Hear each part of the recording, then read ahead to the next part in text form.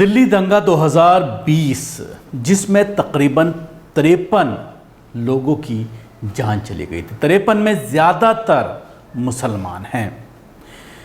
इस दंगे को लेकर एक इंटरनेशनल मानव अधिकार संस्था है एम्नेस्टी इंटरनेशनल, उसके ज़रिए एक रिपोर्ट जारी की गई है जिसको लेकर काफ़ी बहस शुरू हो गई है। कल से आपने देखा होगा कि सोशल मीडिया पर इस पूरे मामले को लेकर दिल्ली पुलिस को घेरने की कोशिश की जा रही है।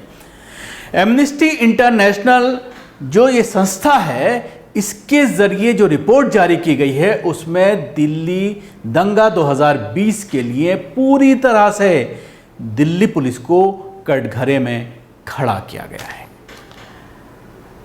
अभी जुलाई में जिस तरह से एक रिपोर्ट जारी की गई थी दिल्ली के जो माइनॉरिटी कमीशन है उसके ज़रिए, और उसमें भी कहीं ना कहीं दिल्ली पुलिस को कटघरे में खड़ा किया गया था।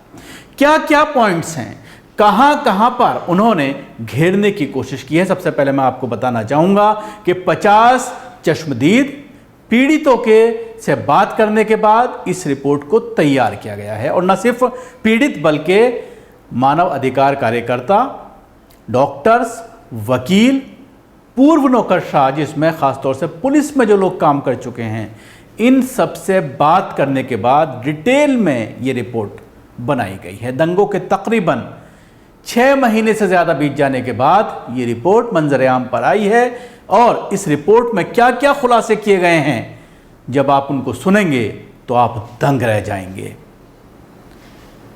दिल्ली पुलिस किस तरह से सेंट्रल गवर्नमेंट के अंदर अमित शाह के कहने पर किस तरह से इस दंगों में काम कर रही थी, उसका भी खुलासा किया गया है। हालांकि अभी तक दिल्ली पुलिस की तरफ से इस पूरी रिपोर्ट के ऊपर कोई आधिकारिक बयान नहीं आया है। जब वो बयान आएगा तो उसके बाद हम उसको भी आप तक पहुंचाएंगे। लेकिन इस रिपोर्ट में मैं आगे बढ़ूं उससे पहले मैं आपसे दरख्वास्त करूंगा कि हमारे चैनल को सब्सक्राइब करें, उसके साथ ही इस वीडियो को दूसरों तक पहुंचाएं। जिस तरह से मैंने कई बार कहा है कि आप इसको एक मिशन के तौर पर लीजिए। एक एक व्यक्ति जो भी इस रिपोर्ट को देख रहा है वो कम से कम 5-5 लोगों को शेयर करे, और उन लोगों से भी कहे जो लोग जिनको शेयर कर रहे हैं कि वो आगे भी इसको पहुंचाएं, ताकि जो एक मिशन है सच्ची बात, आवाज़ दबे कुचलों की पहुंचाने की, उस मकसद में आप हमारा साथी बनिए, हमारा सहयोगी बनिए, और इसलिए इसको आगे बढ़ाइए, सब्सक्राइब कीजिए। अब बढ़ते हैं रिपोर्ट की तरफ। एम्नेस्टी इंटरनेशनल के ज़रिए इस रिपोर्ट में यह कहा गया है कि दिल्ली पुलिस दंगा रोकने में कोई इंटरेस्ट नहीं ले रही थी। जब दंगा हो रहा था पुलिस तमाशबीन बनी हुई देख रही थी, और न सिर्फ तमाशबीन बनकर देख रही थी बल्कि यहाँ तक कहा गया है कि कई जगह इस तरह की चीज़ें सामने आई हैं, ऐसे एविडेंस सामने आए हैं, कुछ लोगों ने बयानात दिए हैं या कुछ प्रूफ भी जो है इनको दिए गए हैं, जिसमें दिल्ली पुलिस के जवान पत्थरबाजी करते हुए नजर आए। दंगाइयों के साथ जो है पत्थर हाथों में लेकर के मुसलमानों को निशाना बनाते हुए नजर आए। दूसरी बात जो कही गई है कि मदद मांगने पर पुलिस ने मदद नहीं की। ये फ़ोन पर नहीं बल्कि जो लोग वहाँ पर मौजूद थे पुलिसकर्मी, उनके पास पीड़ित पहुँचे कि हमारे साथ ये अत्याचार हो रहा है, हमें घेरा जा रहा है, हमारे घरों को, हमारी दुकानों को जलाया जा रहा है, हमें मारने की कोशिश की जा रही है। तो उस पर किसी अधिकारी ने कोई सुनवाई नहीं की। पुलिसकर्मी उनकी इस आवाज़ पर उनके साथ नहीं पहुँचा।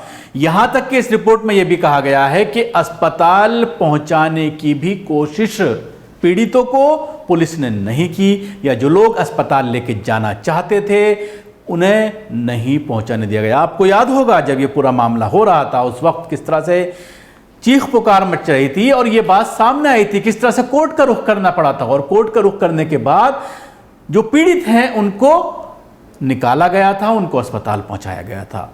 18-18, 20-20 घंटे गंभीर जख्मों के बाद भी अपने घरों में पड़े रहे, गलियों में पड़े रहे, दरवाज़ों पर पड़े रहे, और उनको जो मेडिकल ट्रीटमेंट मिलना चाहिए था वो नहीं मिला, जिसके अभाव में कई लोगों ने अपनी जान भी गंवा दी।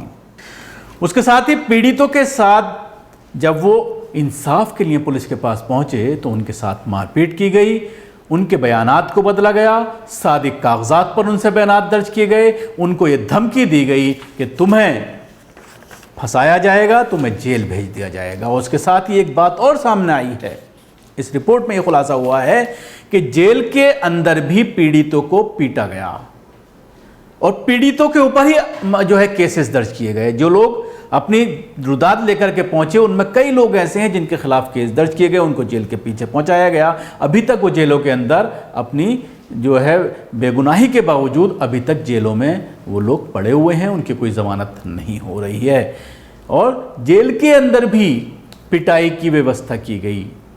ये एक बहुत बड़ा आरोप, एक बहुत बड़ा इल्ज़ाम इस रिपोर्ट में लगाया गया है। इसके साथ ही एक बात ये कही गई है कि दिल्ली पुलिस के ख़िलाफ़ बहुत सारी शिकायतें की गई, जिसमें ये सारी चीज़ें जो मैंने आपको सिलसिलेवार बताई हैं, तो इसमें कहीं ना कहीं मानव अधिकार का जो है उल्लंघन बनता है, मानव अधिकार का हनन बनता है। इस केस में उन पुलिस अधिकारियों के ख़िलाफ़, उन पुलिसकर्मियों के ख़िलाफ़ कोई भी एफआईआर दर्ज नहीं की गई जिन्होंने मानव अधिकारों का हनन किया। यानी जो मानव अधिकार हैं कि अगर किसी को चोट लगती है तो उसको अस्पताल पहुंचाना, ये उसका कानूनी हक़ है। अगर वो अपनी शिकायत लेकर के पुलिस में पहुंचता है तो उसकी एफआईआर दर्ज करना, ये उसका कानूनी हक़ है। ये सारे हुकूक़ से उनको दूर रखा गया और जब इसकी शिकायत की गई, खुद मानवाधिकार कार्यकर्ताओं ने जब इसकी शिकायत की तो एक भी पुलिसकर्मी के ख़िलाफ़ कोई भी एफआईआर दर्ज नहीं की गई।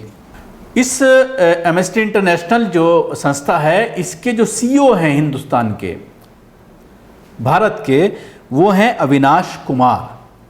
उन्होंने इन सारी चीज़ों का खुलासा किया है। उन्होंने कहा है कि कानून को लागू करने वाले खुद जो है दंगाइयों के साथ नजर आए। एक और जो बड़ी बात कही गई है वो ये है कि जब 100 नंबर पर कॉल की जा रही थी तो कोई या तो फ़ोन नहीं उठा रहा था, और अगर फ़ोन उठा भी रहा था तो ये कहा जा रहा था तुम्हें आज़ादी चाहिए, लो आज़ादी।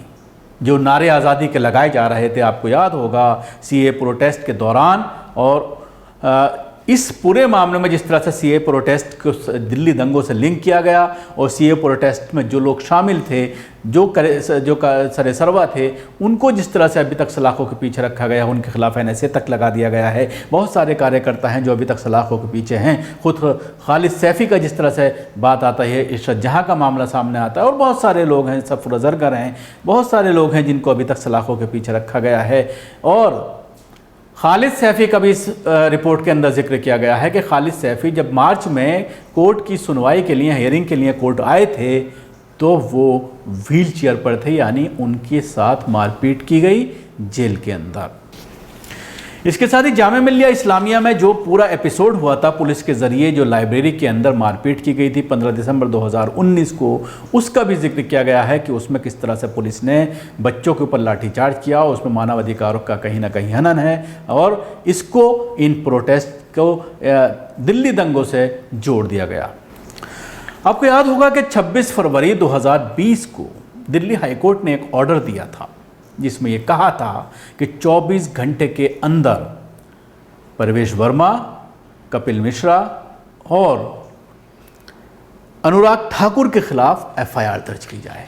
लेकिन इस ऑर्डर को इम्प्लीमेंट नहीं किया गया और आपको ये भी पता होगा कि जिस ऑर्डर को देने वाले जज का ट्रांसफ़र कर दिया गया 24 घंटे के अंदर, और उसके बाद ये मामला अधर में लटक गया। इस ऑर्डर के ऊपर ना तो आगे कोई कार्रवाई की गई और ना इसको लेकर के किसी ने कोई सवाल कोर्ट से किया और ना ही पुलिस से किया।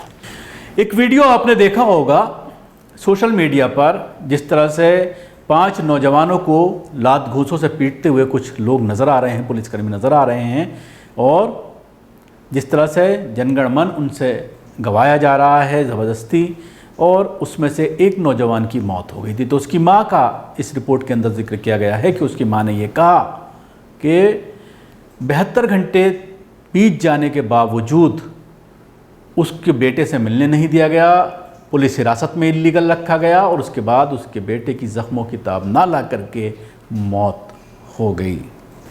जिस तरह से 53 लोगों को इस दंगे में मौत हुई, जिसमें 99% मुसलमान हैं और बाकी जो है गैर मुस्लिम हैं। मकानात जलाने की बात जहाँ तक है, दुकानें जलाने की बात है, 100% दुकानें और मकानें सिर्फ मुसलमानों की जलाई गई हैं। प्रॉपर्टीज़ को नुकसान पहुँचाया गया है, वो मुसलमानों की प्रॉपर्टी को नुकसान पहुँचाया गया है। इस रिपोर्ट में ये भी खुलासा किया गया है। और उसके बाद दंगों के बाद पुलिस की जो भूमिका थी उसके ऊपर भी सवालात खड़े किए गए हैं कि पुलिस की भूमिका इस दंगों को लेकर एक तरफा थी। आपको याद होगा कि अभी कुछ दिन पहले 8 जुलाई को एक ऑर्डर सुर्खियों में आया था जिसको लेकर हाई कोर्ट ने भी फटकार जरूर लगाई थी, लेकिन आगे कोई गाइडलाइन सरकार के जरिए कोर्ट के जरिए जारी नहीं की गई थी। कोर्ट ने सिर्फ फटकार लगा नहीं जो है उचित समझा था और उसके आगे कोई गाइडलाइंस नहीं दी थी, जिसमें एक जॉइंट सीपी का एक लेटर काफ़ी वायरल हुआ था जिसमें ये कहा गया था कि दंगों की जो लोग जाँच कर रहे हैं, जो पुलिसकर्मी, वो हिंदू भावनाएं आहत ना हों इसका ख्याल रखें। तो इस लेटर के ऊपर भी टिप्पणी की गई है कि इस तरह का लेटर, जिस तरह से कोर्ट ने भी कहा था कि इस तरह का लेटर जारी करके जांच को प्रभावित करने की कोशिश की जा रही है, तो इस तरह का लेटर जारी ना किया जाए भविष्य में। सिर्फ इतना कह करके कोर्ट खामोश हो गया था। आखिर में एक बात जो एम्नेस्टी इंटरनेशनल ने अपनी रिपोर्ट में कही है, वो ये कही है कि आइंदा इस तरह की घटनाएं ना हो, मानव अधिकारों का हनन ना हो, तमाम लोगों को इंसाफ मिले, किसी एक मजहब के लोगों को टारगेट ना किया जाए। इसके लिए ज़रूरी है कि इस तरह की आफत से निकलने के लिए, इस तरह की आफत से निपटने के लिए दिल्ली पुलिस के नौजवानों को एक स्पेशल ट्रेनिंग दिलाई जाए ताकि हंगामी हालात में किस तरह से पेश आना है, किस तरह से एक्शन लेना है, उसका पूरी तरह से रोड मैप उनके दिमाग में हो और उसकी तैयारी उनके दिमाग में हो। उसके लिए बाकायदा एक टीम को ट्रेंड किया जाए दिल्ली पुलिस की, ताकि आइंदा अगर इस तरह की कोई अनहोनी होती है तो हालातों से निपटा जा सके। तो ये थे अहम पॉइंट्स जो मैंने आपको बताने की कोशिश की, और जिस तरह से बार बार दिल्ली पुलिस के ऊपर सवालात उठ रहे हैं इस रिपोर्ट को लेकर, और दिल्ली पुलिस कहीं ना कहीं कटघरे में खड़ी हो रही है। जिस तरह से दिल्ली पुलिस कमिश्नर इस पूरे मामले को लेकर अपनी पीठ थपथपाते हुए नजर आते हैं, और जो एफआईआर दर्ज की जा रही है, एक तरफा एफआईआर दर्ज की जा रही है, हज़ारों लोगों को उठाया गया है इस पूरे मामले में, और जिस तरह से लिंक किया जा रहा है सीए प्रोटेस्ट से इस पूरे एपिसोड को, इस दंगे को, तो उससे दिल्ली पुलिस के ऊपर सवालात उठना लाजमी है। न सिर्फ सवालात उठना लाजमी है बल्कि पूरी तरह से दिल्ली पुलिस इसमें कटघरे में खड़ी होती हुई नज़र आ रही है। लेकिन जिस तरह से कोर्ट के रवैये हैं, जिस तरह से हालात चल रहे हैं, तो उसमें लगता है सही है कि इंसाफ मिल पाना काफ़ी मुश्किल है। शुक्रिया। आपको हमारा प्रोग्राम कैसा लगा? हमारे यूट्यूब चैनल को सब्सक्राइब करना ना भूलें, इसके साथ ही बेल आइकन ज़रूर दबाएँ। धन्यवाद।